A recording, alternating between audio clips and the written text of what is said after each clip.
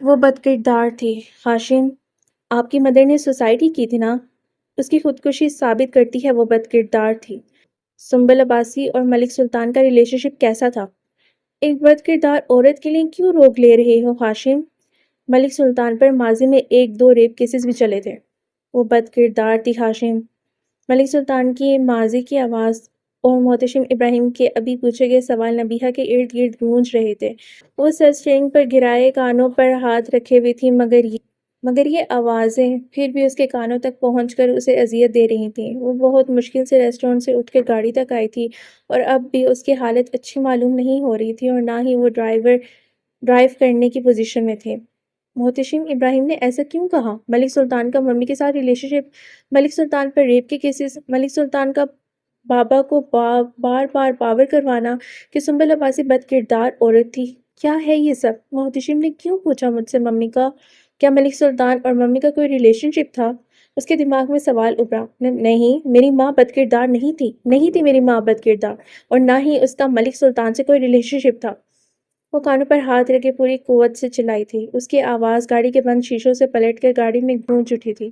اگر میری ماں کے کیس میں بھی تم ملوث ہوئے ملک سلطان، تو میں اپنے ہاتھوں سے تمہیں قتل کروں گی، ذلیل کمینے انسان، اپنے ہاتھوں سے ماروں گی میں تمہیں۔ وہ سر اسٹیئرنگ پر جمائے بلند آواز سے رونے لگی، اس بات سے بے خبر کہ عنقریب اس کی ذات پر بھی بد کرداری کا بھیانک دھبہ لگنے والا ہے۔ حال الہان نے جلدی سے گاڑی کو بریک لگایا اور دروازہ کھول کر باہر نکلا۔ موبائل کی روشنی میں وہ آگے بڑھتا گاڑی سے ٹکرانے والے بندے کو دیکھ رہا تھا۔ کافی آگے جا کر اسے فٹ پاتھ کے پاس گرے وجود کا احساس ہوا۔ وہ بھاگنے کے انداز میں اس وجود تک پہنچا تھا۔ محتشم کا وجود سڑک پر اوندے منہ گرا ہوا تھا۔ بارش کے پانی کے ساتھ ہی اس کے وجود سے نکلتا خون بھی تیزی سے ارد گرد پھیلتا جا رہا تھا۔ الہان نے موبائل کی روشنی میں اس کی پشت پر ڈالی اور سڑک پر پھیلتے خون سے گھبرا کر جلدی سے گھٹنوں کے بل بیٹھ کر محتشم کے وجود کو سیدھا کرنے لگا۔ بارش کے قطرے اس کے منہ پر گر کر بار بار آنکھوں کو بند کرنے پر مجبور کر رہے تھے۔ الہان نے پوری قوت سے محتشم کے وجود کو سیدھا کیا تھا۔ لمبے لمبے سانس لے کر اس نے جیسے ہی روشنی اس وجود کے چہرے پر ڈالی تو خون میں لت پت اس چہرے کو دیکھ کر اس کے منہ سے سرگوشی برآمد ہوئی۔ محتشم ابراہیم! جن لوگوں کے ساتھ ہمارے دل کا رشتہ ہو، ان کے ساتھ ہمارے وجدان کا تعلق بھی ہوتا ہے۔ ان کی پریشانی کی خبر سن کر دل کو بے چینی کے پر لگ جاتے ہیں۔ ان کے سب دکھ سکھ ہمارے دلوں پر اترتے ہیں، اور نبیہہ اور محتشم کا رشتہ بھی دل کا تھا، سو اسی لیے وہ محتشم کے لیے فکرمند اور بے چین تھی۔ وہ دل کی بے قابو ہوتی دھڑکن سے گھبرا کر اٹھی اور لاؤنج کا دروازہ کھول کر باہر نکل آئی۔ زوردار بارش، تیز ہوا بالکل کسی طوفان کی آمد کی خبر دے رہے تھے۔ وہ سینے پر ہاتھ پھیرتی وہیں پلڑ سے ٹیک لگا کر کھڑی ہوگی۔ میرے مالک، یہ بارش رک جائے پلیز، مجھے بہت ڈر لگ رہا ہے، اللہ جی، پلیز یہ طوفان تھم جائے۔ وہ بے چینی سے چکر کاٹتی ٹہلنے لگی۔ محتشم کو اپنے حفظ و امان میں رکھنا، میرے مالک، وہ جہاں کہیں بھی ہوں، خیریت سے ہوں۔ وہ بے بسی سے دعا مانگتی اپنے آنسو پوंچھنے لگی۔ کیا ہوا بی بی؟ گیٹ کیپر اسے باہر نکلتے دیکھ کر ٹہل کر اس کے پاس آیا۔ وہ ہان، محتشم ابھی تک نہیں آئے۔ وہ بے چارگی کے انتہا پر پہنچتی ذرا سا آسرا پا کر ہان سے ہی دل کی بے چینی شیئر کرنے لگی۔ بی بی صاحب، موسم بہت خراب ہے، صاحب آفس میں ہی رک گیا ہوگا، طوفان میں آنا بھی تو مشکل تھا نا۔ آفس سے تو کب کے نکل چکے ہیں وہ، نبیہہ بے چینی سے بولی۔ پھر آپ صاحب کو فون کیوں نہیں کرتے؟ وہ مؤدب سا بولا۔ فون بند ہے، شاید بارش کی وجہ سے سگنل پرابلم ہے، میں وہ جا کر دیکھ آؤں راستے میں۔ خان نے اپنی بیوی کے چہرے پر پھیلی پریشانی دیکھ کر کہا۔ نبیہہ نے اس کی مخلصی پر بے دلی سا مسکرا کر نفی میں سر ہلایا۔ نہیں خان، تم کہاں جاؤ گے انہیں دیکھنے؟ آفس کو کون سا راستہ جاتا ہے؟ میں پھر سے فون کر کے دیکھتی ہوں۔ جی اچھا۔ خان سر ہلاتا واپس گیٹ کی طرف بڑھ گیا۔ نبیہہ محتشم کا نمبر ملا کر سیل کان سے لگاتی واپس لانچ میں آ گئی۔ ماضی الہان سوچ بھی نہیں سکتا تھا نبیہہ اس سے جھوٹ بولے گی، اسے چیٹ کرے گی۔ اسے رہ رہ کر نبیہہ عباسی پر غصہ آ رہا تھا۔ اس کا دل چاہ رہا تھا وہ اسے ختم کر ڈالے، جو اس کی بیوی ہو کر اپنے ایکس بی ایف کے ساتھ رنگ ریلیاں منا رہی تھی۔ وہ نبیہہ اور محتشم کو ایک ساتھ دیکھ کر واپس اپنے آفس آ گیا تھا اور اب آفس کی چیزوں پر اپنا غصہ نکال کر خود کو کول کر رہا تھا۔ ملک صاحب، آپ کے لیے ایک اچھی خبر اور ایک بری خبر لے کر آیا ہوں، احمد سیال نے چیئر پر جھولتے ملک سلطان سے کہا۔ ملک سلطان پہلے ہی محتشم کے باعزت بری ہونے پر پریشان بیٹھے تھے۔ 2 دن پہلے ہی اس پر لگے تمام الزامات جھوٹے قرار دے کر اسے بری کر دیا گیا تھا، اس لیے کوئی بھی جواب دیے بغیر جھولتے رہے۔ طبیعت ٹھیک ہے ملک صاحب؟ سیال نے احتیاطاً پوچھا۔ بولو کیا خبر لائے ہو؟ ملک سلطان اسی طرح جھولتے رہے۔ اچھی خبر یہ ہے کہ آج الہان صاحب اپنی آنکھوں سے نبیہہ میڈم اور محتشم ابراہیم کو ہوٹل میں ایک ساتھ لنچ کرتے دیکھ لیا ہے، اور بری خبر یہ ہے کہ وہ دونوں وہاں آپ کے کیس کو ہی ڈسکس کرنے کے لیے ملے تھے۔ اور ملک صاحب، مجھے لگتا ہے ان کے ہاتھ اور بھی بہت کچھ لگ چکا ہے۔ یہ محتشم الو کا پٹھا ہے، پورا آرام سے نہیں بیٹھے گا۔ میں نے بتایا تھا آپ کو کہ وہ اپنے کسی شہزاد نامی دوست سے مدد لے رہا ہے اس کیس میں، اور انٹیلیجنس والے تو پہلے ہی تیار بیٹھے ہوتے ہیں بات کی کھال اتارنے میں۔ احمد سیال ملک سلطان کے موڈ کے پیش نظر جلدی جلدی بولا۔ مروا دو اسے۔ مروا دو؟ احمد سیال نے ملک صاحب کی بات کو دہرایا۔ وہ ایجنسی کا بندہ ہے ملک صاحب، مروانا آسان نہیں، اور پھر اس سے ہمارے لیے نئی مشکلات کھڑی ہو جائیں گی۔ ملک صاحب، میرے خیال سے ابھی آپ نبیہہ میڈم کو الہان صاحب کی زندگی سے باہر کریں، پھر اس محتشم کے بچے کو اس کے دوست سمیت میں دیکھ لوں گا۔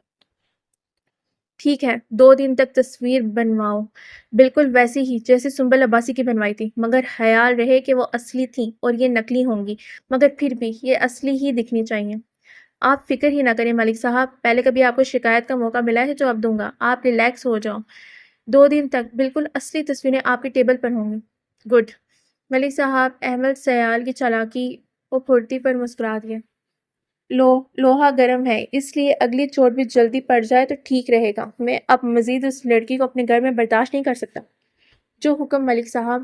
احمد سیال دل پر ہاتھ رکھ کر جھکتا باہر نکل گیا۔ نبیہہ بہت مشکل سے خود کو سنبھالتی ملک ہاؤس پہنچی تھی۔ دل میں عجیب سی وحشت تھی جو کم ہونے کے بجائے بڑھتی جا رہی تھی۔ اسے رہ رہ کر محتشم کا سنبل عباسی اور ملک سلطان کے بارے میں پوچھا گیا سوال ڈسٹرب کر رہا تھا۔ وہ کئی بار سوچ چکی تھی کہ بابا سے اس بارے میں پوچھے گی، مگر پھر خود کی سوچ کی نفی کرتی گھر واپس آ گئی تھی۔ محتشم ابراہیم اس کیس کو ضرور پایہ تکمیل تک پہنچ جائے گا، نبیہہ کو یقین تھا۔ وہ شاور لے کر خود کو فریش کرتی باہر آئی تو الہان آفس سے آ چکا تھا۔ آج جلدی آ گئے؟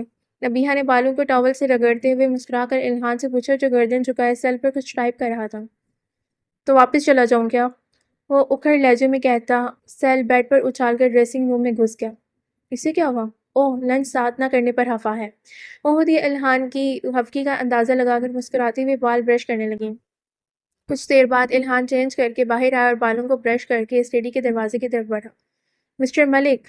نبیہہ کی پکار پر وہ پلٹے بغیر رکا۔ نبیہہ مسکراتی ہوئے اس کے سامنے آ کھڑی ہوئی۔ خفا ہو مسٹر ملک؟ وہ مسکراہٹ دبا کر بولی۔ نہیں، لٹ مار جواب آیا۔ پھر کیا ہوا ہے؟ کچھ نہیں۔ کچھ تو ہوا ہے الہان، میں نوٹ کر رہی ہوں۔ تم مجھے اوائڈ کرنے لگے ہو، پوچھ سکتی ہوں کیوں؟ اور تم مجھے دھوکے دے رہی ہو، پوچھ سکتا ہوں کیوں؟ وہ زبان سے نہیں دل سے ہم کلام ہوا۔ کیا بات ہے الہان؟ نبیہہ اس کی خاموشی پا کر پھر سے بولی۔ کہا تو ہے کچھ نہیں ہے، تمہارا وہم ہے، ہٹو سامنے سے، مجھے اسٹڈی میں کچھ کام ہے۔ ابھی آفس سے کام کر کے ہی آئے ہو، کچھ دیر میرے ساتھ بھی بیٹھ جاؤ۔ تمہیں یاد ہے ہمیں کتنے دن ہو گئے ہیں ایک ساتھ بیٹھ کر باتیں کیے ہوئے؟ کیوں؟ اپنے بوائے فرینڈ سے باتیں کر کے دل نہیں بھرا جو مجھ سے بھی کرنے کی خواہش ہو رہی ہے؟ شاطر عورت! وہ دل ہی دل میں بڑبڑایا۔ الہان! نبیہہ اس کی خاموشی پا کر پھر سے پکارتی اس کے قریب ہوئی۔ What's wrong? وہ الہان کے سینے پر ہاتھ رکھتی پریشانی سے بولی۔ الہان کا رویہ اس کے لیے حیران کن تھا۔ نتھنگ رانگ، فی الحال میرا موڈ باتیں کرنے کا نہیں ہے، تم میوزک سن کر انجوائے کرو۔ وہ اپنے سینے پر ہاتھ دھرے نبیہہ کے ہاتھ ہٹاتا سائڈ سے ہو کر اسٹڈی میں چلا گیا۔ پیچھے نبیہہ اپنی ساکت جگہ پر کھڑی رہ گئی۔ کیا محبت کرنے والے اتنی جلدی بدل جاتے ہیں؟ وہ کھڑی افسردگی سے سوچ رہی تھی۔ عادتیں جو ڈال کے توجہ کی، لوگ جو یوں بدل جاتے ہیں، ستم ڈھاتے ہیں۔ ٹھیک 2 دن بعد احمد سیال تصویروں کا پیکٹ لیے ملک سلطان کے آفس میں آیا۔ ملک سلطان نے پیکٹ اٹھا کر کھولا اور اس میں موجود 5 سے 6 تصویروں کو باہر نکلوایا۔ ہر تصویر کو دیکھتے ہوئے ان کے تاثرات ڈھیلے اور پرسکون ہوتے جا رہے تھے۔ ساری تصویریں دیکھنے کے بعد انہوں نے سر کے اشارے سے احمد سیال کو بیٹھنے کا اشارہ کیا۔ احمد سیال! یہ محتشم ابراہیم پر پرسنل اٹیک ہے سیال، اس کے بعد ہم اس کی بیڈ بک میں شامل ہو جائیں گے اور وہ یقیناً ان تصویروں کے بیگ تک جانے کی کوشش کرے گا۔ آپ نے بجا فرمایا کہ ہم اس کی نظروں میں اس کی بیڈ بک میں آ جائیں گے، مگر یہ تصویریں صرف الہان صاحب تک جانی چاہیے، اس سے آگے نہیں۔ پھر ہی ہم خود کو کور کر سکتے ہیں، کیونکہ پہلے جو تصویریں تھیں بالکل سچ تھیں، جنہیں محتشم ابراہیم خود بھی نہیں جھٹلا سکتا تھا، اور اس کینڈل افیئر کے معاملے میں وہ کوسوں دور ہے، جو اس کی ایک اچھی خوبی ہے۔ اپنی عزت سبھی کو پیاری ہوتی ہے ملک صاحب، کچھ نہیں کر پائے گا ہمارے خلاف کیونکہ اس کے پاس کوئی ثبوت نہیں ہوگا۔ اس سب کے پیچھے ہم ہیں کیونکہ الہان صاحب اگر نبیہہ بازی کو اپنی زندگی سے نکالیں گے تو شک کی بنا پر وہ شک جو انہیں نبیہہ میڈم کے کریکٹر پر ہے اور یہ شک جس بندے کے ساتھ ہے وہ ہے محتشم ابراہیم۔ محتشم ابراہیم تک اگر گئی بھی تو زبانی کلامی بات پہنچے گی کہ الہان ملک نے نبیہہ بازی کو طلاق دے دی، کیوں دی یہ بھی شاید وہ جان جائے، اور اگر وہ ہمارے پاس ثبوت مانگنے آیا تو ہم اس سے 2 تصویریں دکھائیں گے جو سچ تھیں اور 4 دن پہلے کی ریسٹورنٹ میں ملاقات کے تو الہان صاحب خود گواہ ہیں، اور تیسرا نبیہہ میڈم یہ سب کسی کے بھی علم میں لائے بغیر کر رہی ہیں، سو ہم پر کسی شک یا الزام کی تک ہی نہیں بنتی۔ سیال پور سے کون سا بولا؟ پر ہاشم وہ جواب طلبی نہیں کرے گا مجھ سے، الہان سے کرے گا، مگر ہم الہان صاحب کو اس حد تک ہائپر کر دینا ہے کہ کسی کی بات ان پر کوئی اثر ہی نہ کرے اور نہ ہی وہ کوئی بات سننے کو تیار ہو۔ باقی ہاشم صاحب کو آپ نرمی سے ہینڈل کر لیجئے گا، ہمارا کام تو ہو ہی چکا ہے۔ وہ مکرو مسکرائے، مگر ضروری تو نہیں کہ الہان فٹ سے اس لڑکی کو ڈائیورس دے دے۔ ملک صاحب الہان صاحب کو کس طرح اس حد تک لے جانا ہے کہ وہ نبیہہ بازی کو چھوڑ دیں، یہ تو آپ ہی بہتر جان سکتے ہیں۔ وہ مؤدب سا بولا، ٹھیک ہے، سوچتا ہوں کچھ۔ ملک سلطان نے کنپٹی مسلتے ہوئے کہا، مجھے پہلے ہی فساد کی جڑ لڑکی کو اپنے بیٹے کی زندگی میں شامل نہیں کرنا چاہیے تھا۔ وہ ماتھے پر انگلی رگڑتے سوچ رہے تھے۔ ملک صاحب، چند منٹ کی خاموشی کے بعد احمد سیال نے پکارا، وہ چونک کر اس کی طرف متوجہ ہوں۔ ملک صاحب، اب کی بار یہ تصویریں جھوٹی ہیں، مگر ان تصویروں کے بیس پر ہی الہان صاحب نبیہہ میڈم کے خلاف کوئی ڈیسیژن لیں گے اور ہمیں یہ تصویریں الہان صاحب کو دکھا کر سپوائل کر دینی ہیں۔ احمد سیال نے شاطر انداز میں یاد دہانی کرایا، تم فکر مت کرو۔ ملک سلطان نے پرسوچ انداز میں ہنکارا بھرا، جی۔ احمد سیال ریلیکس ہوتا ملک صاحب سے اجازت لے کر آفس سے چلا گیا۔ الہان ملک اپنے کمرے میں بیٹھا لیپ ٹاپ پر بزی تھا جبکہ نبیہہ کچھ فاصلے پر عصر کی نماز پڑھ رہی تھی۔ چونکہ آج سنڈے تھا اس لیے وہ گھر پر ہی تھا۔ تھوڑی دیر بعد وہ ایک ہونہار نظر نبیہہ کے پشت پر بھی ڈال لیتا۔ جھوٹی عورت، نمازیں سجدے یوں ادا کری ہے جیسے بہت نیک پروین ہو۔ مجھے اس معاملے کو لے کر کوئی فیصلہ کر لینا چاہیے۔ میں بالکل بھی اب اس چیٹر عورت کے ساتھ نہیں رہ سکتا۔ پر تم تو اس عورت سے محبت کا دعویٰ کرتے تھے نا؟ اس کے اندر سے سرگوشی ابھری تھی۔ میری محبت کو ہی تو یہ رسوا کرتی پھر رہی ہے، اور میں اتنا بغیرت نہیں کہ… اس کے سیل کی بجتی ٹون نے اس کی سوچوں پر باندھا۔ اس نے سر جھٹک کر سیل اٹھایا۔ ڈیڈ کالنگ لکھا دیکھ کر کال اوکے کی۔ جی ڈیڈ۔ کہاں ہو؟ کمرے میں۔ فوراً میری اسٹڈی میں آؤ۔ خیریت؟ بالکل نہیں، جلدی آؤ، پھر بات ہوتی ہے۔ ملک سلطان نے عجلت میں کہہ کر کال کاٹ دی۔ الہان فکرمند سا لیپ ٹاپ بند کر کے کمرے سے نکل کر ڈیڈ کے اسٹڈی روم کی طرف چل پڑا۔ جی ڈیڈ، کیا ہوا؟ وہ پریشان سے کھڑا پوچھ رہا تھا۔ میں نے تم سے پہلے بھی کہا تھا اس لڑکی پر نظر رکھو۔ کیا تمہاری غیرت بالکل مر چکی ہے جو تمہاری بیوی غیر مردوں کے ساتھ رنگ رلیاں مناتی پھری ہے؟ میں مانتا ہوں ہم لبرل سوسائٹی سے بلونگ کرتے ہیں، مگر تم اتنے لبرل کب سے ہو گئے کہ بیوی بھی شیئر کرنے لگے؟ وٹ دی ہیل ڈیڈ، کیا کہہ رہے ہیں آپ یہ؟ وہ ملک سلطان کی بات پر پوری طاقت سے چلایا۔ ٹھیک کہہ رہا ہوں میں، تم شاید بغیرت ہو چکے ہو مگر میں نہیں، اس لیے اس شاطر لڑکی پر نظر رکھے ہوئے ہوں۔ یہ دیکھو اپنی لاڈلی بیوی کا کارنامہ، میں تمہیں اس کی ماں کے بارے میں باور کروا چکا تھا، اور دیکھو اس نے ثابت کر ہی دیا کہ وہ بد کردار ماں کی بد کردار بیٹی ہے۔ باپ کی بات پر وہ چیل کی تیزی سے ٹیبل پر پڑے خاکی لفافے کی طرف چپٹا۔ الہان نے کانپتے ہاتھوں سے لفافہ کھولا اور اس میں سے نکلتی تصویروں کو دیکھ کر اس کی آنکھیں چندیا گئیں۔ شک کے بیج کی جڑیں پھیل کر ایک تناور درخت بن چکی تھی جنہوں نے اس کے دل، دماغ اور آنکھوں کو مکمل طور پر اپنے قابو میں کر لیا تھا۔ یہ… وہ کپکپاتی آواز سے بولا، یہ جھوٹ نہیں ہے الہان۔ ملک سلطان جلدی سے اس کی بات کاٹ کر اس تک آئے۔ میں جانتا ہوں تم مجھ سے محبت کرتے ہو، تمہاری زندگی میں آنے والی وہ پہلی لڑکی ہے، پر اس کا مطلب یہ نہیں کہ ہم اس کے اعمال پر آنکھیں بند کر لیں۔ وہ ایک کریکٹر لیس لڑکی ہے۔ الہان، کیا تم ایسی عورت کے ساتھ مزید گزارا کر سکتے ہو؟ ملک سلطان مدھم انداز سے شہد میں ڈبو کر زہر اگل رہے تھے۔ الہان نے باپ کو دیکھا۔ نہیں۔ اس کے بھنجے ہونٹوں سے ہلکی سرگوشی ابھری۔ پر جو بھی فیصلہ کرنا سوچ سمجھ کر کرنا۔ میں فیصلہ کر چکا ہوں ڈیڈ، میں اس عورت کو چھوڑوں گا نہیں۔ اس نے مجھے دھوکہ دیا، میری محبت کا مذاق بنایا ہے اس نے، میں نہیں چھوڑوں گا اسے۔ واسین سے گالوں پر بکھرے آنسو پہنچتا تصویریں اٹھا کر دروازے کی جانب بڑھا۔ الہان، بیٹا رکو، یہ تصویریں کہاں لے جا رہے ہو؟ ملک سلطان جلدی سے اس کے سامنے آئے، اس گندی عورت کے سامنے اس کی اصلیت دکھانے۔ جو بھی ہے، فی الحال وہ ہماری عزت ہے، ملک سلطان مدبرانہ انداز سے بولے۔ اب نہیں رہے گی وہ ہماری عزت، میں اب بھی اسے اس کے گھر سمیت اپنی زندگی سے بے دخل کر دوں گا۔ یہی الفاظ تو ملک صاحب سننا چاہتے تھے۔ وہ بظاہر پریشان اور اندر سے مطمئن ہوتے سائڈ پر ہو گیا۔ میں تمہارے ساتھ ہوں۔ انہوں نے الہان کے کندھے پر تھپکی دے کر حوصلہ دیا۔ الہان ایک نظر ان پر ڈال کر اسٹڈی سے نکل گیا۔ ملک سلطان نے اسٹڈی کے بند دروازے پر نظر ڈالی اور بلند آواز سے مکروہ قہقہہ لگایا۔ کس قدر گندی سوچ اور ذہنیت کے مالک تھے وہ۔ ان کی آنکھوں میں شکاریوں سی فتح نظر آ رہی تھی۔ اس وقت وہ انسان نہیں بلکہ وہ سانپ لگ رہے تھے جو اپنی اولاد کو اپنے ہی زہر سے ڈس لیتا ہے، اور وہ ڈس چکے تھے، بہت بھیانک انداز سے۔ الہان وہ تصویریں ہاتھ میں لیے بہت جارحانہ انداز سے کمرے میں داخل ہوا۔ اس افتاد پر نبیہہ نے مڑ کر دیکھا اور الہان کو سرخ آنکھوں سمیت خود کو دیکھتے پا کر وہ حیران ہوئی۔ الہان ایک ہی جسم میں اس کے سامنے آیا۔ تم محتشم ابراہیم کو پرسنلی نہیں جانتی نا؟ نبیہہ اس کے بھیانک تاثرات دیکھ کر نہ چاہتے ہوئے بھی ہاں میں سر ہلا گئی۔ تم اس سے کبھی کبھار ہی ملتی تھی، کسی فنکشن یا فیملی گیدرنگ میں؟ ہاں۔ نبیہہ نے پھر سے ہاں میں سر ہلایا۔ آخری بار کس فنکشن یا گیدرنگ میں تم مجھ سے ملی تھی؟ ہوا کیا ہے؟ وہ حیران ہوئی اس تفتیش سے۔ جو پوچھا ہے اس کا جواب دو۔ نبیہہ کے ارد گرد خطرے کے الارم بج چکے تھے۔ کہیں کچھ غلط ہے؟ پر کیا؟ یہ وہ نہیں جانتی تھی۔ کب ملی تھی میں؟ وہ دل میں بڑبڑائی۔ اس کا دل اسے سچ بولنے پر اکسا رہا تھا، جبکہ دماغ خطرہ بھانپتے ہوئے بھی اسے جھوٹ بولنے کا کہہ رہا تھا۔ الہان خاموشی سے اپنی لال انگارہ آنکھیں اس کے چہرے پر فوکس کی اس کے تاثرات جانچ رہا تھا۔ نبیہہ کے اندر لگی دل اور دماغ کی جنگ میں دماغ کی فتح ہوئی اور وہ ہونٹوں کو تر کرتی بولی، کچھ ماہ پہلے اپنی شادی میں چٹاخ۔ الہان کے بھاری ہاتھ کا تھپڑ اس کی 14 طبق روشن کر چکا تھا۔ وہ گال پر ہاتھ رکھی بے یقینی سے الہان کی سرخ آنکھوں میں دیکھ رہی تھی۔ الہان ملک اسے تھپڑ بھی مار سکتا ہے، وہ سوچ بھی نہیں سکتی تھی۔ آنسو ایک تسلسل میں اس کے گالوں پر بکھر رہے تھے۔ کیا تم 4 دن پہلے اس محتشم ابراہیم کے ساتھ لنچ کر کے نہیں آئی ہو؟ وہ دانت رگڑتا طنزیہ بولا۔ الہان کی بات پر اب کے دوسرا جھٹکا نبیہہ کو پڑا۔ ہاں۔ اس نے فوراً اس بات میں سر ہلایا۔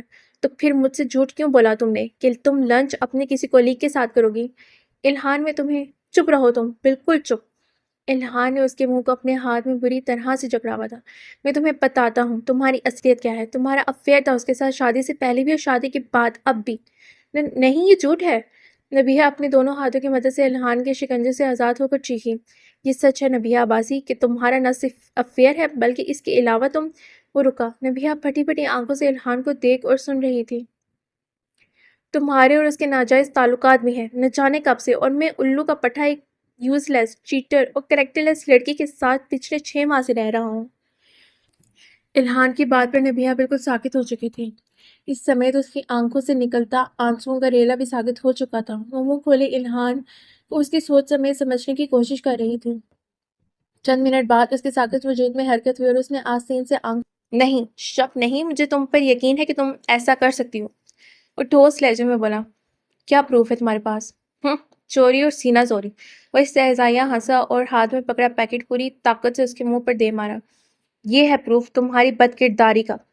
پیکٹ نبیہہ کے منہ سے ٹکرا کر زمین بوس ہو چکا تھا، جس سے تصویریں نکل کر ادھر ادھر پھیل چکی تھیں۔ نبیہہ نے جھک کر ان 2 ایک تصویروں کو دیکھا اور آنکھیں سختی سے میچ لیں۔ کیا انسانیت اتنا بگڑ سکتی ہے؟ وہ بند آنکھوں سے سوچ رہی تھی۔ کیا ہوا؟ بہت زور سے دھچکا لگا۔ خود کی اصلیت بے نقاب ہونے پر غلیظ عورت؟ میں غلیظ نہیں ہوں۔ وہ تڑپ کر الہان کے سامنے آئی۔ بالکل، تم تو ستی ساوتری ہو جو روز دودھ سے نہاتی ہے نا؟ وہ استہزائیہ ہنسا۔ یہ سب جھوٹ ہے الہان، وہ تحمل سے بولی۔ یہ سب سچ ہے، مگر میری سوچ سے بھی بڑا۔ میں تمہیں اتنا گرا ہوا نہیں سمجھتا تھا نبیہہ۔ میں نے تم سے محبت کی تھی اور تم نے مجھے، میری محبت کو چیٹ کیا، دھوکہ دیا مجھے۔ کیا کمی ہے مجھ میں اور کیا اچھائی ہے اس میں جس کی خاطر تم اس حد تک گر گئی؟ صرف شکلوں کا ڈفرینس ہے، باقی سب تو میرے پاس بھی وہی تھا۔ نبیہہ اس کی بات کی گہرائی کو سمجھتی 2 قدم پیچھے ہٹی تھی۔ انسانیت واقعی گر سکتی ہے، اسے یقین آ چکا تھا۔ الہان، وہ سب اپنی زبان سے مت نکالو کہ بعد میں تمہیں اپنے لفظوں پر پچھتاوا ہو۔ پچھتاوا تو ہو رہا ہے مجھے تم جیسی گری ہوئی لڑکی سے محبت کرنے کا، اسے باعزت طریقے سے اپنی زندگی میں شامل کرنے کا۔ اگر میں پہلے جان جاتا کہ تم یوں بنا کسی جائز رشتے کے یہ سب کر سکتی ہو تو میں تم سے شادی کا کھڑا ہی نہ ڈالتا۔ وہ زمین پر تھوک کر بولا تھا۔ تم مجھ سے محبت کرتے تھے الہان، اور سچی اور معتبر محبت جسم سے نہیں روح سے کی جاتی ہے۔ وہ دکھ سے بولی، مجھے تم سے محبت تھی جو میری زندگی کی سب سے بڑی غلطی تھی، مگر اب مجھے تم سے محبت نہیں ہے کیونکہ اب میری زندگی میں تمہاری کوئی جگہ نہیں رہی۔ وہ نفرت سے بولا، یوں کہوں کہ جی بھر گیا ہے مجھ سے، اس لیے زندگی سے نکالنا چاہتی ہوں، نکال دو، میں تم سے بھیک نہیں مانگوں گی، مگر میں تمہیں اس بات کی اجازت بھی نہیں دوں گی کہ تم اتنے رقیق الزامات لگا کر مجھے اپنی زندگی سے بے دخل کرو۔ یہ رقیق الزامات سچ ہیں۔ یو نو واٹ، میں ہی عقل کا اندھا تھا جو آنکھیں بند کیے تم پر ٹرسٹ کرتا رہا، ورنہ ڈیڈ نے ٹھیک ہی کہا تھا، تم جس ماں کی بیٹی ہو تم سے ایسی ہی امید کی جا سکتی ہے۔ میری ماں کو بیچ میں مت لاؤ الہان، کیونکہ یہ سب جھوٹ ہے، کوئی مجھ پر الزام لگا رہا ہے، میں محتشم سے کانٹیکٹ میں ہوں، مگر اس طرح کا نہیں جس طرح کے ان تصویروں میں دکھایا گیا ہے۔ میں نے جتنا بیوقوف بننا تھا بن لیا، اور تم نے جتنا گرنا تھا گر لیا۔ اب نہ تو مجھے تم پر یقین رہا ہے اور نہ ہی میں تم پر کبھی یقین کر سکوں گا۔ اعتبار اور عزت اگر ایک بار اڑ جائے تو کبھی واپس نہیں آتے نبیہہ عباسی، اور تم اپنا اعتبار کھونے کے ساتھ اپنی عزت بھی۔ اس نے رک کر نبیہہ کے اجڑے چہرے پر نفرت زدہ نگاہ ڈالی۔ ایک بد کردار ماں کی بیٹی بد کردار ہی ہو سکتی ہے، میں مان چکا ہوں، لہٰذا میں الہان ملک تمہیں طلاق دیتا ہوں۔ الہان، پچھتاوے کا نام جب ڈستا ہے تو بہت تکلیف ہوتی ہے، اور میں نہیں چاہتی تم اس تکلیف سے گزرو۔ اس کی آنکھوں میں دیکھتی بولی تھی، لہجے میں نہ التجا تھی اور نہ حکم، بس سرسری سا لہجہ تھا کہنے کا، میں تمہیں طلاق دیتا ہوں۔ الہان، میں ملک سلطان کے کیس سے متعلق محتشم ابراہیم سے ملی تھی۔ وہ پھر سے عام سے لہجے میں بولی، میں تمہیں طلاق دیتا ہوں۔ اگر تمہیں مزید ذرا سی بھی شرم و حیا باقی ہے تو اپنی جھوٹی صفائیاں دینے کے بجائے یہاں سے چلی جاؤ۔ الہان 3 دفعہ طلاق جیسا منحوس لفظ اپنے منہ سے نکال کر چیخا تھا۔ صفائیاں وہاں دی جاتی ہیں جہاں رشتے میں محبت اور عزت ہو الہان ملک، جبکہ تم اپنی زبان سے کہہ چکے ہو کہ تم نے میری ذات سے نہیں میرے جسم سے محبت کی تھی، جو محبت نہیں حفظ تھی، اور عزت وہ رکی، اور مجھ پر پڑی عزت کی چادر بھی بہت بھیانک طریقے سے کھینچی ہے تم نے۔ وہ سپاٹ انداز سے اس کی آنکھوں میں آنکھیں ڈال کر کہہ رہی تھی، ہمارا رشتہ ختم ہو چکا ہے مسٹر ملک۔ پھر کیسی صفائی اور کیسی وضاحت۔ وہ استہزائیہ انداز سے ہنسی، میں جا رہی ہوں، کبھی واپس نہ آنے کے لیے۔ میں نہ تو تمہیں برا بھلا کہوں گی اور نہ ہی تمہیں کوئی بد دعا دوں گی الہان ملک، کیونکہ میں جانتی ہوں جب تم اپنی اس جھوٹی اور متکبر غیرت کے ہول سے باہر نکلو گے تو تب تمہارے پاس پچھتاوے ہوں گے، صرف پچھتاوے۔ تب تمہیں کردار اور بد کرداری کی سمجھ آ جائے گی، اور پھر تمہارے پچھتاوے ہوں گے اور قدرت کا انتقام ہوگا۔ اور سرد و سپاٹ لہجے میں کہہ کر اپنا موبائل اٹھا کر کسی بھی طرف دیکھے بنا کمرے سے نکل گئی۔ ایک موبائل کے علاوہ وہ ملک ہاؤس سے کچھ بھی نہیں لے کر گئی تھی، کیونکہ اب اسے کسی چیز کی ضرورت نہیں رہی تھی۔ اس کی جگہ کوئی اور عورت ہوتی تو روتی، گڑ گڑاتی، اپنے رشتے کو بچانے کے لیے اپنی پاکی کی قسمیں کھاتی، مگر وہ نبیہہ عباسی تھی، وہ نبیہہ عباسی جس نے اپنے رب کے سوا کسی کے آگے جھکنا اور گڑ گڑانا نہیں سیکھا تھا، اور جھکتی بھی کیوں؟ نہ تو وہ غلط تھی اور نہ ہی بد کردار۔ ہاں البتہ اس نے جھوٹ ضرور بولا تھا، مگر صرف اپنے الہان کے اور ملک سلطان کے رشتے کی خاطر، مگر وہ جھوٹ اتنا بھی بڑا نہیں تھا کہ اس کی اتنی بھیانک سزا ملتی اسے۔ پر مقدر اور قسمت کے فیصلے کے سامنے کون ڈٹ سکتا ہے؟ اس لیے وہ بھی اسے اپنی قسمت کا فیصلہ اور اپنے نصیب میں لکھی آزمائش سمجھ کر ملک ہاؤس سے ہمیشہ کے لیے جا چکی تھی۔ الہان ملک کی سنگت میں شروع ہوا یہ خوشگوار سفر اپنی مختصر سی مدت پوری کر کے بہت تکلیف دہ موڑ پر اختتام پذیر ہو چکا تھا۔ عباسی ہاؤس کے سامنے ٹیکسی رکی تھی۔ گارڈ ٹیکسی رکتی دیکھ کر اس طرف متوجہ ہوا۔ پیسنجر سیٹ کا دروازہ کھولتی نبیہہ باہر نکل کر گیٹ کی طرف بڑھی تھی۔ رحیم چچا، ٹیکسی کا کرایہ دے دیں۔ وہ گارڈ کے پاس آ کر بولی، جی بیٹا۔ رحیم چچا سر ہلاتے ڈرائیور کو کرایہ دیتے بڑھ گئے، اور نبیہہ گیٹ وا کرتی اندر داخل ہوئی۔ وہ بہت متوازن چال چلتی ہوئی آگے بڑھ رہی تھی۔ اس کی چال اور چہرے پر موجود تاثرات بالکل بھی کسی انہونی کو ظاہر نہیں کر رہے تھے۔ وہ دروازہ کھول کر لاؤنج میں داخل ہوئی۔ لاؤنج خالی تھا، مگر ڈرائنگ روم سے رائنا کے بولنے کی آوازیں آ رہی تھیں، شاید کوئی گیسٹ آیا ہوا تھا۔ وہ اندازہ لگاتی اپنے کمرے میں جانے کے بجائے ہاشم عباسی کے اسٹڈی کی طرف بڑھ گئی۔ یقیناً بابا اس وقت وہیں ہوں گے۔ وہ آہستگی سے چلتی ہوئی اسٹڈی تک آئی اور بنا نوک کیے دروازہ کھول کر اندر داخل ہو گئی۔ اس کے کہنے کے مطابق واقعی ہاشم عباسی راکنگ چیئر پر چلتے کسی کتاب کے مطالعے میں مصروف تھے۔ نبیہہ اسٹڈی کا دروازہ بند کیے بغیر ہی چھوٹے چھوٹے قدم اٹھاتی ان کے سامنے آئی۔ ہاشم صاحب نے گلاسز کے شیشے کے اوپر سے سامنے کھڑی نبیہہ کو دیکھا اور مسکرا کر کتاب بند کر کے گلاسز اتار دیے۔ What a pleasant surprise sweet girl. وہ مسکرا کر کھڑے ہوئے اور نبیہہ کے ماتھے پر بوسہ دیا۔ کیسی ہے میری بیٹی؟ بابا، مجھے آپ سے کچھ پوچھنا ہے۔ ان کی بات کے جواب میں وہ سپاٹ سا بولی۔ اس کے انداز پر ہاشم عباسی حیران ہوئے اور ہاں میں سر ہلا کر بات پوچھنے کی اجازت دی۔ آپ بیٹھ جائیں۔ نبیہا نے ان کے دونوں بازو تھام کر واپس چیئر پر بٹھایا اور خود بابا، آپ کی اور ممی کی لو میرج تھی؟ اس کا لہجہ بالکل سپاٹ تھا۔ ہاں، ہاشم عباسی نے نہ سمجھتے ہوئے بھی ہاں میں سر ہلایا۔ آپ ممی سے بہت محبت کرتے تھے نا؟ آپ کو لگتا ہے ممی بد کردار تھیں؟ وہ ٹرانس میں بولی۔ نبیہا، انہوں نے اونچی آواز میں نبیہا کو بلایا۔ بابا پلیز، جو میں پوچھ رہی ہوں اس کا جواب دیں پلیز۔ ان کا ہاتھ تھام کر ملتجی ہوئی۔ نہیں، وہ سب پارٹ سے بولے۔ آپ کو یقین تھا اپنی محبت پر؟ بات کیا ہے نبیہا؟ ہاشم عباسی پریشان ہو چکے تھے۔ آپ کو اپنی محبت پر یقین تھا نا کہ وہ اتنا گر نہیں سکتی ہیں؟ ہاں۔ پھر ممی نے سوسائڈ کیوں کی بابا؟ جب آپ کو ان پر یقین تھا، آپ ان کے ساتھ تھے، پھر انہوں نے سوسائڈ کر کے یہ ثابت کیوں کیا کہ ان پر لگے الزامات سچ تھے؟ نبیہا، ان سب باتوں کا مقصد، یہ سب باتیں تو تم نے تب بھی نہیں پوچھی تھی جب تم پوچھ سکتی تھیں، پھر آج اتنے سالوں بعد کیوں؟ وہ حیرانگی سے بڑبڑائے۔ کیونکہ آج اتنے سالوں بعد پھر سے ایک اور لڑکی سنبل عباسی بن چکی ہے بابا۔ پر مجھے یہ سمجھ نہیں آ رہا میں خود پر لگے الزام کو سچ ثابت کرنے کے لیے کیا کروں، کیونکہ میرے اصل سچ پر تو کوئی یقین نہیں کرے گا۔ کیسا الزام؟ ہاشم عباسی سینے پر ہاتھ پھیرتے بے چینی سے بولے۔ بد کرداری کا الزام۔ نبیہا نے پیر کا ناخن رگڑتے ہوئے دھماکہ کیا۔ اس دھماکے کی آواز نہ صرف ہاشم عباسی نے سنی بلکہ اسٹڈی کے دروازے میں کھڑے محتشم ابراہیم اور رائنا عباسی نے بھی سنی تھی۔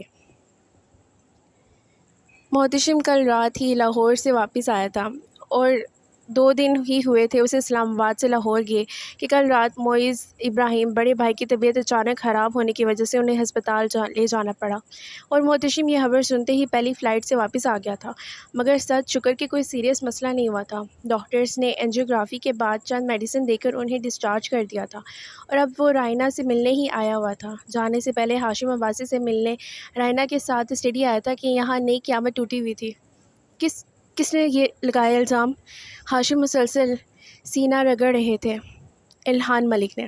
وہ آرام سے بولی، جیسے اس پر نہیں بلکہ کسی اور پر لگے الزام کی بات کر رہی ہو۔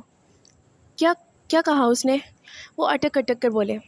اس نے کہا کہ میں بھی اپنی ماں کی طرح بد کردار ہوں اور میرے بھی ان کی طرح ناجائز تعلقات ہیں، اور پتہ ہے بابا، اس نے جس شخص کے ساتھ مجھ پر الزام لگایا ہے میں اس شخص کی بہت عزت کرتی ہوں، میرے لیے وہ بہت رسپیکٹیبل پرسن ہے۔ اس شخص نے کون ہے وہ؟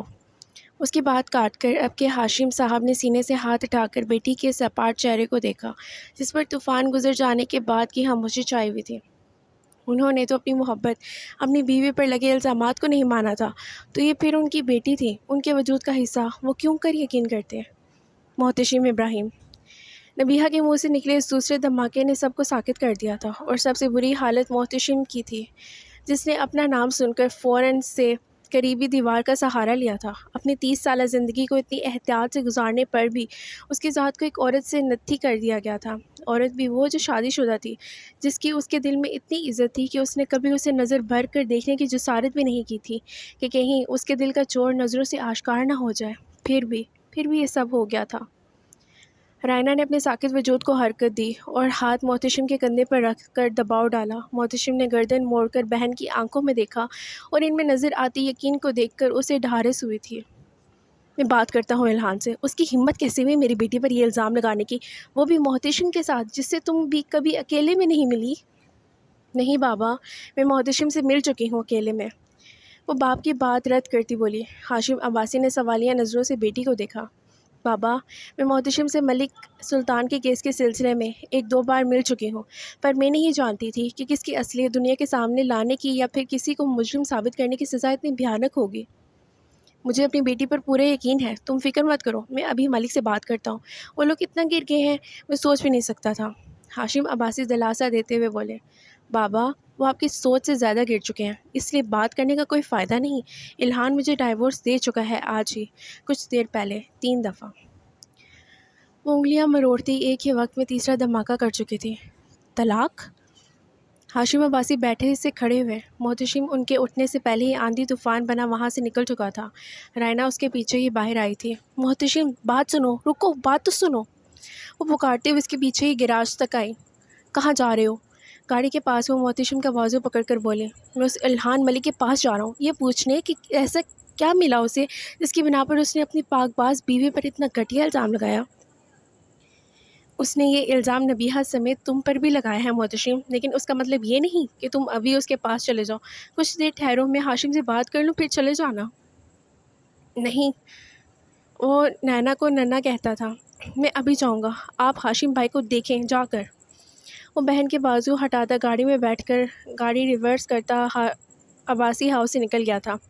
رینا اس کی گاڑی کے باہر نکل جانے پر واپس اندر کی جانب بڑھی تھی، مگر لانچ میں نبیہہ ہاشم کا بازو تھامتی انہیں روک رہی تھی، جبکہ وہ خود کو چھڑواتے باہر جانے کی کوشش کر رہے تھے۔ کیا ہوا؟ رینا جلدی سے قریب آ کر بولی۔ آنٹی، بابا کو روکیں پلیز، یہ میری بات نہیں سن رہے۔ چھوڑ دو نبیہہ، میں اس کمینے کو نہیں چھوڑوں گا جس نے میری بیٹی کی زندگی برباد کر دی۔ ہاشم عباسی اپنی بازو نبیہہ کی گرفت سے چھڑواتے چیخے تھے۔ فار گاڈ سیک بابا، وہ مجھے طلاق دے چکا ہے، آپ وہاں جا کر کیا کریں گے؟ میں ملک سے حساب لوں گا، وہ اس لیے میری بیٹی کو بہو بنا کر لے کے گیا تھا کہ اس کا بیٹا اتنے گندے الزامات لگائے اس پر۔ ہاشم کول ڈاؤن پلیز، آپ بیٹھیں ذرا۔ رینا کی پچکار پر انہوں نے غصے سے اسے دیکھا تھا۔ تم چپ رہو رائنا اور سنبھالو اسے بھی۔ انہوں نے نبیہہ کے ہاتھ جھٹکے اور تیر کی تیزی سے لاؤنج سے نکل گئے۔ ہاشم پلیز خود ڈرائیو مت کیجیے گا، ڈرائیور کے ساتھ جائیں ہاشم، وہ پکارتی جب تک ان تک نبیہہ کے جانے کے بعد الہان بھی گھر سے نکل آیا تھا اور اپنی گاڑی میں بیٹھ کر کہاں گیا کسی کو پتہ نہیں تھا۔ البتہ ملک سلطان نے اپنی اسٹڈی کو ونڈو سے پہلے نبیہہ کو اور پھر چند منٹ کے وقفے سے الہان کو جاتے دیکھا تھا، مگر وہ پرسکون تھے کیونکہ الہان اور نبیہہ کے درمیان کمرے میں ہوئی گفتگو وہ سن چکے تھے۔ ان کے کمرے میں موجود انٹرکام کی مدد سے الہان کو اسٹڈی میں بلانے کے بعد انہوں نے اپنے بھروسے کی ملازمہ غفورہ کو بلوایا تھا اور کہا تھا کہ وہ الہان کے کمرے سے نکل آنے پر اس کے کمرے میں نبیہہ سے چائے کا پوچھنے جائے اور انٹرکام کا ریسیور سیدھا کرائے، اور غفورہ نے اپنے صاحب کے حکم کے مطابق ایسا ہی کیا تھا، اور ملک صاحب نے کچن میں موجود دوسرے انٹرکام سے ان دونوں کی گفتگو بخوبی سنی تھی، اور اب وہ ریلیکس سے سگار پی رہے تھے جب احمد سیال اجازت لے کر اسٹڈی میں داخل ہوا۔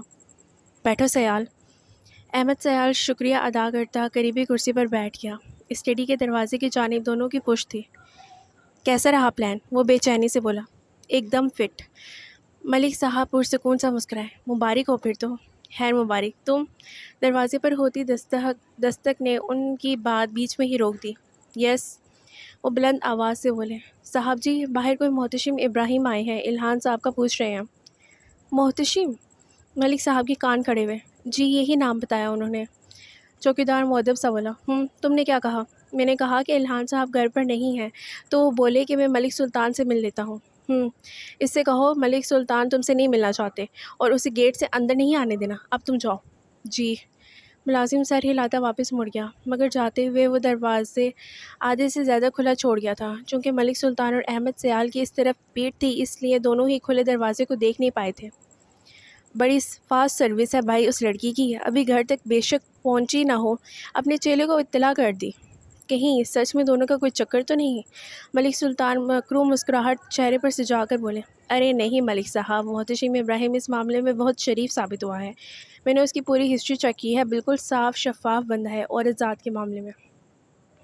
گڈ، پر اب اس صاف شفاف بندے پر چھینٹا پڑ چکا ہے۔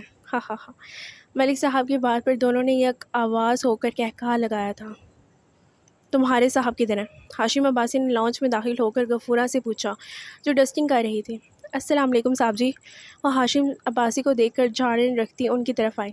وعلیکم السلام۔ الہان ملک کدھر ہیں؟ وہ جی الہان صاحب تو کچھ دیر پہلے باہر گئے تھے اور ملک صاحب اسٹڈی میں ہیں۔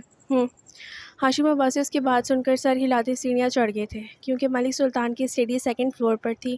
وہ اسٹڈی کے پاس پہنچے کہ دروازہ آدھے سے زیادہ کھلا ہوا تھا۔ وہ اندر داخل ہونے ہی لگے تھے کہ اندر سے آتے کہکہوں کے بعد اپنا نام سن کر رک گئے۔ ہاشم صاحب پر تو بہت بڑی قیامت ٹوٹی ہے، دوسری بار بہت صدمے میں ہوں گے، پہلے بیوی اور اب بیٹی۔ احمد سیال ظاہری افسردگی سے بولا۔ وہ اس فیز سے پہلے بھی گزر چکا ہے، اس لیے تجربہ ہے اسے سہنے کا۔ ملک سلطان سگار کا کش لے کر استہزائیہ بولے۔ یہ تو ہے، پر اس بار بیٹی ہے جس پر آپ کے بیٹے نے الزام لگایا ہے، باز پرس تو کرنے آئیں گے نا؟ تو آ جائے، میں خود کو اس قصے سے لا تعلق ظاہر کر دوں گا اور الہان کی لندن کی ٹکٹ کروا دوں۔ ایک دو دن میں اسے وہاں سمر کے پاس بھیج رہا ہوں، وہ سنبھال لے گی اسے، یہاں یہ لوگ اسے سکون سے رہنے ہی کب دیں گے؟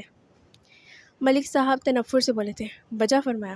ملک صاحب وہ تصویریں، وہ میں نے الہان کے گھر سے جاتے ہی اس کے اسٹڈی بیڈ روم سے اٹھوا کر ضائع کر دی ہیں۔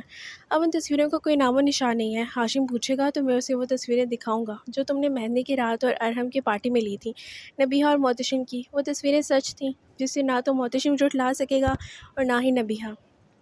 وہ مسکرائے۔ سنبل عباسی کی ہسٹری پھر سے رپیٹ ہو رہی ہے ملک صاحب، احمد سیال آنکھ دباتا بولا۔ سنبل کے نام پر ہاشم عباسی سرک کر مزید آگے ہوئے۔ ان کا چہرہ لٹھی کی مانند سفید پڑ چکا تھا جو بالکل بھی اچھا تاثر نہیں دے رہا تھا۔ وہ ایک ہاتھ سینے پر رکھے ہوئے درد برداشت کرنے کے ساتھ اپنے جگری یار کی زہر آلود باتیں بھی سن رہے تھے۔ زندگی کے ساتھ ساتھ دوستی بھی ان کے ہاتھوں سے آہستگی سے سرکتی جا رہی تھی۔ سنبل عباسی، انہوں نے ہنکارا بھرا، کیا عورت تھی یار، اس کے جلدی چلے جانے کا دکھ مجھے آج تک ہے۔ ملک صاحب افسردگی سے بولے تھے، پر تھی پوری شیرنی، مجھے تو کبھی کبھی نبیہہ عباسی میں بھی اس کی جھلک دکھائی دیتی ہے۔ احمد سیال ماضی کو یاد کرتا بڑبڑایا، ماں کا کچھ اثر تو ہونا ہی تھا بیٹی پر مجھے شیرنی سے خودکشی جیسی بزدلی کی امید نہیں تھی۔ میں نے تو اب بھی اور بہت سا وقت اس کے ساتھ رنگین کرنا تھا۔ اتنے لمبے صبر کے بعد صرف ایک رات کافی نہیں تھی میرے جذبات کو ٹھنڈا کرنے کے لیے۔ وہ کمینگی اور گندگی کی انتہا پر جا کر بولے تھے، جی ملک صاحب، پر وہ جس طرح سے پھنس چکی تھی اس کے بعد باعزت زندگی جینا اس کے لیے مشکل تھا، تبھی تو وہ یہ سب کر گئی۔ بہرحال جو بھی تھا، وہ ایک رات جو میں نے اس کی سنگت میں گزاری تھی میری باقی سب راتوں پر بھاری اور دلکش تھی۔ ملک سلطان آنکھوں میں شیطانیت لیے ماضی کی کوئی رات یاد کر کے مسکرائے۔ ہاشم عباسی کے لیے مزید وہاں رکنا مشکل ہوتا جا رہا تھا۔ ملک صاحب، وہ محتشم ابراہیم کا دوست جو انٹیلیجنس میں ہے، جسے اس نے آپ کا کیس دیا تھا ثبوت اکٹھے کرنے کے لیے۔ ہاں، وہ آپ کے پرانے کھاتے کھلواتا پھر رہا ہے اور میرے خیال سے اسے وہ ریپ کیسز پر کچھ مواد مل چکا ہے۔ واٹ؟ ملک سلطان بیٹھے کھڑے ہوئے۔ یہ تو 15-16 سال پرانے کیس ہیں۔ ملک صاحب، صرف 15-16 سال پرانا ریکارڈ ہے، کھلوانے والے 50 سالہ پرانا ریکارڈ بھی کھلوا لیتے ہیں۔ تو تمہیں کس کام کے پیسے دیتا ہوں، جس سے جیسے بھی کرو بس جلد از جلد ان ریکارڈز کو ضائع کروا دو۔ پیسے کی فکر مت کرنا، جتنا بھی لگ گیا اس معاملے میں لگا دینا۔ جی ملک صاحب، تھوڑا وقت لگے گا پر کام ہو جائے گا۔ گڈ، مجھے تم سے یہی امید تھی۔ ملک سلطان ریلیکس سے انداز میں مسکرائے تھے۔ ہاشم عباسی اپنی دوستی کی دھجیاں بکھیرتے دیکھ اور سن رہے تھے۔ سینے سے اٹھتی ٹیسوں کو برداشت کرتے وہ اندر جانے کے بجائے واپس مڑ گئے۔ وہ جلد از جلد گھر پہنچ کر محتشم سے رابطہ کرنا چاہتے تھے۔ گاڑی میں بیٹھ کر انہوں نے گاڑی ملک ہاؤس سے باہر نکالی اور سینے کو سہلاتے ہوئے گاڑی فل سپیڈ پر چھوڑ دی۔ وہ جلد بازی میں اپنا سیل آتے ہوئے اپنی سٹی میں ہی چھوڑ آئے تھے، ورنہ اتنا رش ڈرائیور نہ کرتے۔ سینے میں اٹھتی تکلیف ناقابل برداشت ہو چکی تھی۔ وہ گاڑی روکنا چاہتے تھے مگر ان کے ہاتھ پاؤں بے جان ہو چکے تھے۔ وہ چاہنے کے باوجود بھی بریک پر پاؤں کا دباؤ نہ ڈال سکے اور سینے پر ہاتھ رکھتے جھکتے چلے گئے۔ گاڑی بے قابو ہوتی بائیں جانب لڑکتی ہوئی درخت سے زوردار طریقے سے ٹکرائی تھی۔ ایک زوردار دھماکہ ہوا تھا اور اس کے ساتھ ہی ہاشم عباسی کے جسم کے ساتھ ان کا دماغ بھی بے جان ہوتا تاریکی میں ڈوب گیا تھا۔ محتشم ابراہیم ملک ہاؤس سے واپس ابراہیم ولا آ گیا تھا۔ اپنے کمرے میں ادھر سے ادھر ٹہلتے ہوئے اس کا سرخ چہرہ اس کے اندر کی بے چینی اور غصے کا پتہ دے رہا تھا۔ اس کا بس نہیں چل رہا تھا کہ وہ الہان ملک کو شوٹ کر دے، جس کی گندی ذہنیت نے بنا کسی ٹھوس ثبوت کے اپنی بیوی کو اپنی زندگی سے ہمیشہ کے لیے بے دخل کر دیا تھا۔ تم سے زیادہ بد نصیب اور گناہ گار انسان کون ہوگا الہان، جس نے اپنی پاک باز بیوی پر اتنا رقیق الزام لگا دیا۔ اس عورت کو میں نے ہمیشہ عزت کی نگاہ سے دیکھا اور تم نے میرے ساتھ یہ جوڑ کر اس کی عزت کی دھجیاں بھی گھیر دیں۔ تف ہے تم پر الہان ملک، تم انسان کہلوانے کے بھی لائق نہیں رہے۔ مگر ایک بات یاد رکھنا، تم نے اس عورت کو میری ذات سے نتھی کر کے الزام لگایا ہے جو مجھے بہت عزیز ہے، اور میں محتشم ابراہیم تمہیں ہرگز اس کے لیے معاف نہیں کروں گا، نہیں چھوڑوں گا میں تمہیں، ہرگز نہیں۔ محتشم نے غصے سے چلاتے ہوئے ہاتھ میں پکڑا موبائل پوری طاقت سے دیوار پر دے مارا تھا۔ آج جب دن چڑھا تھا تو سب کچھ نارمل روزانہ کی طرح۔ نبیہہ عباسی نے بھی اپنے دن کا آغاز معمول کے مطابق ہی کیا تھا، مگر اختتام بالکل بھی معمول کے مطابق نہیں ہوا تھا۔ صبح جب وہ اٹھی تھی تو اس کے 2 اہم رشتے اس کے پاس تھے، اور جب وہ سونے لگی تھی تو وہ رشتے اس سے بچھڑ چکے تھے، چھن چکے تھے۔ کسی بھی لڑکی کی زندگی میں باپ اور شوہر دو اہم رشتے، دو اہم ستون ہوتے ہیں جن کے گرد ایک لڑکی کی زندگی گھومتی ہے۔ پہلے وہ باپ کی لاڈلی ہوتی ہے اور پھر شوہر کی بن جاتی ہے۔ نبیہہ بھی شادی سے پہلے ہاشم عباسی کی اور شادی کے بعد الہان ملک کی لاڈلی تھی۔ پھر اچانک ایک ایسی ہوا چلی تھی کہ جو کچھ بہا لے گئی تھی۔ اب وہ خالی دامن، خالی ہاتھ لیے رات کی تاریکی میں اکیلی بیٹھی تھی۔ اس کے پاس نہ شوہر رہا تھا اور نہ ہی باپ۔ شوہر شک کی انتہا پر پہنچ کر چھوڑ گیا تھا اور باپ دکھ کی انتہا پر پہنچ کر چھوڑ گیا تھا۔ خاموشی سی خاموشی تھی اور خاموشی میں ہی نبیہہ عباسی نے اپنے سارے دکھ، سارے درد اور سارے غم چھپا لیے تھے۔ گاڑی کے ایکسیڈنٹ کے ساتھ ہی ہاشم عباسی کو ہارٹ اٹیک ہوا تھا اور وہ وہیں جان کی بازی ہار گئے تھے۔ ارد گرد موجود لوگوں نے انہیں ہاسپٹل پہنچایا تھا مگر کوئی فائدہ نہ ہوا۔ چونکہ وہ شہر کے مشہور ہارٹ اسپیشلسٹ تھے اس لیے ہسپتال کا عملہ انہیں جانتا تھا۔ یوں تھوڑی تگ و دو کے بعد ان کی ڈیڈ باڈی عباسی ہاؤس پہنچا دی گئی تھی۔ برسوں بعد آج پھر سے عباسی ہاؤس کی در و دیوار پر غم کے سائے چھا گئے تھے۔ نبیہہ نے باپ کی میت کو دیکھ کر بھی کوئی آنسو نہیں بہایا تھا۔ اس کے آنسو تو تبھی منجمد ہو چکے تھے جب الہان ملک نے اس پر ہاتھ اٹھایا تھا، اس کے وجود پر بد کرداری کا لیبل چپکایا تھا۔ تب سے اب تک پانی کا ایک قطرہ بھی اس کی خشک آنکھوں کو گیلا نہیں کر سکا تھا۔ وہ پتھر کی نہیں تھی پر اب پتھر کی ہو چکی تھی۔ وہ پتھر جو اپنے غم، دکھ، درد اور خوشیاں اپنے اندر ہی سمو لیتا ہے کسی کو بھی خبر دیے بغیر۔ سنو، میں اب پتھر کی ہو چکی اور مجھے پتھر بنانے میں تمہارا کمال ہے۔ حال گھڑی رات کے 1 بجنے کا اعلان کر رہی تھی۔ محتشم ابھی تک گھر نہیں آیا تھا۔ نبیہہ نے سجدے سے سر اٹھا کر وال کلاک کی طرف دیکھا اور اس کی ایک پر جاتی سوئیاں دیکھتی وہ پھر سے سجدے میں گر کر ہچکیوں سے رونے لگی۔ یا میرے مالک، وہ جہاں کہیں بھی ہو، خیریت سے ہو۔ وہ شخص میرا سب کچھ ہے میرے مولا، مجھے بہت عزیز ہے وہ اپنے محبوب، مجھ کے صدقے، محبوب محمد صلی اللہ علیہ وسلم کے صدقے اس شخص کو سلامت رکھنا۔ میں جانتی ہوں میرے مالک، میں پچھلے 5 سال سے تیری ناشکری کرتی آ رہی ہوں۔ میری ناشکری اور نافرمانیوں کو معاف فرما دے، مجھے مزید کسی آزمائش میں مت ڈال میرے مالک۔ میرے پاس محتشم کے علاوہ کوئی نہیں ہے، مجھ سے وہ شخص مت چھیننا، مجھے معاف فرما دے، میری غلطیوں کو درگزر فرما میرے مالک۔ تو نے مجھے اس دنیا کے بہترین انسان سے نوازا تھا اور ماضی کے غم کو سینے سے لگائے خود سمیت اس شخص کی دل آزاری کرتی رہی، اس کی بیوی ہو کر بھی خود کو ماضی کے بھنور میں پھنسائے، زندگی کے اتنے قیمتی سال ضائع کر دیے۔ اگر مجھ سے کچھ لیا گیا تھا تو بدلے میں بہتر سے بہترین دیا بھی گیا تھا، کیوں نہ سمجھ۔ اب اگر سمجھ گئی ہوں تو میرے مولا مجھ سے وہ شخص مت چھیننا جو میری زندگی کا سبب ہے۔ میں اس سے محبت کرتی ہوں میرے مالک، وہ میرا محرم ہے، میرا ہمراز، میرا شوہر، میرا سب کچھ ہے وہ شخص۔ پلیز اللہ جی، وہ جہاں کہیں بھی ہو، جلد سے جلد۔ اس پرسوز خاموشی میں فون کی بجتی گھنٹی نے نبیہہ کی دعا کے بیچ میں خلل ڈالا تھا۔ وہ سجدے سے اٹھ کر دوپٹے سے آنکھیں پونچھتی جلدی سے ٹیلی فون سیٹ کی طرف بڑھی تھی۔ ہیلو، ریسیور کان سے لگا کر کپکپاتی آواز میں ہیلو کہا۔ نبیہہ، دوسری طرف سے جانی پہچانی آواز سن کر نبیہہ کے جان میں جان آئی۔ جی معیز بھائی، میں نبیہہ، میں نے ڈرائیور بھیجا ہے، تم جلدی سے ہاسپٹل پہنچو۔ ہاسپٹل؟ اور ناسمجھی اور خوف سے بڑبڑائی۔ لفظ ہاسپٹل نے اس کی روح سمیت آدھی جان کھینچ لی تھی۔ ہاں ہاسپٹل، کون ہے وہاں؟ نبیہہ کی بات پوری ہونے سے پہلے ہی دوسری طرف سے کال بند کر دی گئی۔ نہیں، محتشم؟ وہ ریسیور رکھتی وہیں زمین پر بیٹھتی گئی۔ محتشم، آپ مجھے کبھی بھی نہیں چھوڑیں گے، آپ نے وعدہ کیا تھا مجھ سے۔ پھر کیوں نہیں محتشم، میں نہیں رہ سکتی آپ کے بغیر، آپ کو خدا کا واسطہ ہے محتشم، مجھے پھر سے ان ظالم لوگوں میں اکیلا مت چھوڑیے گا، پلیز محتشم، مجھے آپ کی ضرورت ہے، میں نہیں رہ سکتی آپ کے بغیر۔ وہ نفی میں سر ہلاتی زمین پر ہی سجدے کی حالت میں جھکتی چلی گئی تھی اور پھر سے اس دو جہاں کے والی، اس مالک کائنات سے گڑ گڑا کر اپنے لیے معافی اور محتشم کا تعمر ساتھ مانگنے لگی تھی۔ الہان نے جب فٹ پاتھ کے ساتھ گرے وجود کو سیدھا کیا تو وہ محتشم ابراہیم کے خون میں لت پت چہرے کو دیکھ کر شاکڈ تھا۔ پھر جیسے ہی اس کے حواس ٹھکانے آئے تو وہ فوراً محتشم کے زخمی وجود کو لیے ہاسپٹل پہنچا۔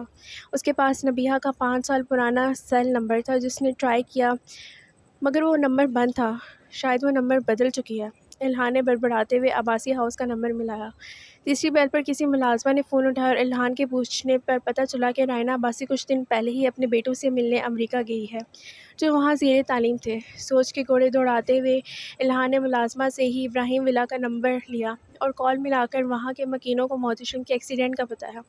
محتشم ابراہیم کے گھر والوں کو مطلع کرنے کے بعد وہ وہاں سے چلے جانا چاہتا تھا۔ اس طوفانی رات میں کوئی نہیں جان پایا تھا کہ ایکسیڈنٹ کیسے ہوا، مگر اس کا دل اس کے وہاں سے جانے پر راضی نہ تھا۔ کہیں نہ کہیں دل کے اندر، بہت اندر گہرائی میں اسے ایک نظر دیکھنے کی خواہش موجود تھی، وہ جو کبھی جسم و جاں کا حصہ رہ چکی تھی، جسے وہ اپنی زندگی میں آنے والی پہلی اور آخری لڑکی کہتا تھا۔ مگر وہ غلط تھا۔ جب ان کی خوشگوار زندگی میں گرم ہوا کے تھپیڑے چلے تو وہ اپنی زندگی میں آنے والی اس پہلی لڑکی کو اس گرم لوح میں اکیلا کر گیا تھا۔ اس کی زندگی میں آنے والی پہلی لڑکی تو تھی، مگر آخری نہیں۔ خود ہی محبت کا دعویٰ کر کے خود ہی بے وفائی کر گیا۔ کس قدر ظلم کیا تھا اس نے اس معصوم و بے گناہ لڑکی پر، جس کی پوری زندگی برباد کر کے رکھ دی تھی، اور آج اتنے سال بعد پھر سے الہان ملک نبیہہ عباسی کی زندگی برباد کرنے والا تھا کیا؟